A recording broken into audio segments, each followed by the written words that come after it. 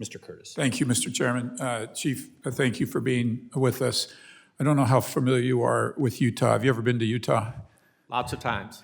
2/3 of the land in Utah is owned by the federal government.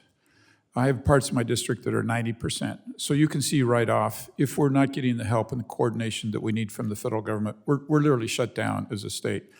And I'd like to bring up some specifics with you today. As part of this experience in Utah in these amazing recreational areas, we're very dependent on local guides who can provide education, who can provide safety as people go into these areas. You can see sometimes if people go into these areas by themselves, it's hugely problematic. Yet our local guides are experiencing a great frustration, as am I, in their ability to get permits to do that. And my office has been working with the leadership of the Salt Lake Ranger District to address this primarily two issues.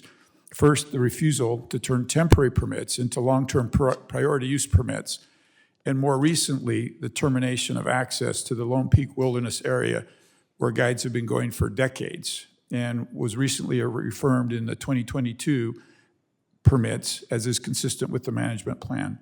Yet, frankly, I'm frustrated, they're frustrated, and I've sent you a detailed letter which I'd like to enter into the record that explains the situation. The bottom line is the supervisor of the Salt Lake Ranger District. Without objection, so ordered. Thank you. The Utah Wasatch Cache National Forest has been unwilling to work with us on finding creative ways to meet the needs for more priority permit holders as opposed to temporary permit holders. Every time we meet with the supervisor, there is a half-hearted attempt to address the limitations imposed on guides. However, a few weeks later, those promises are unfulfilled, and we're actually further away than when we started.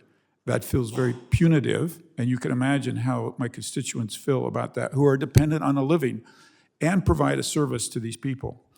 For example, after reluctantly agreeing not to terminate all temporary guide and outfitter permits last year, only after a personal plea from me and meeting with them, the supervisor subsequently revoked their access to the Lone Peak Wilderness area, even though he told me he wouldn't.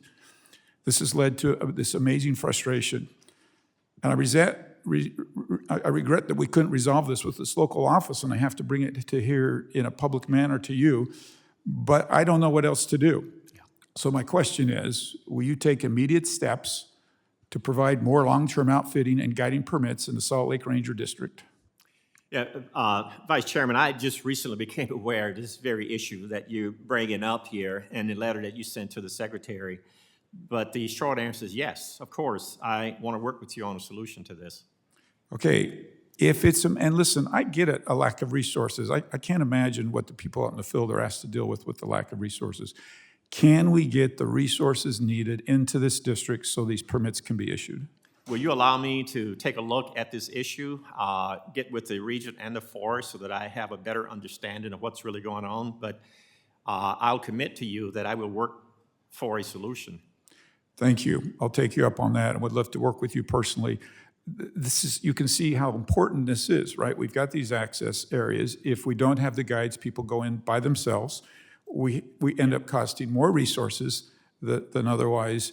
And this is a livelihood for many people in our state. That's very, very important. And when they can't, they get an answer and then it changes, you can see the frustration that we have. Thank you. So I'd like to bring up another issue, and not far from there is the Black Hawk campground. In 2018, there was a serious fire up Payson Canyon, destroyed the campground. Unfortunately, it was a very popular campground. Took a lot of pressure off other areas because of this campground. Also because of a lack of resources, this campground has not been reopened since 2018. Likewise, I'll just tell you, as I met with local officials in the area last week, they told me there's a sense that the Forest Service is actually intentionally gradually shutting down more and more access, and by not reopening this campground, it plays into that narrative. The people on the ground are willing to volunteer. They're willing to bring local resources to get this campground back open. Likewise, will you work with me to figure out how we can get this campground back open? Yes, I will work with you on that. Thank you. I can't ask for anything more than that, and I appreciate your attention to these very important issues. Thank you. I yield my time.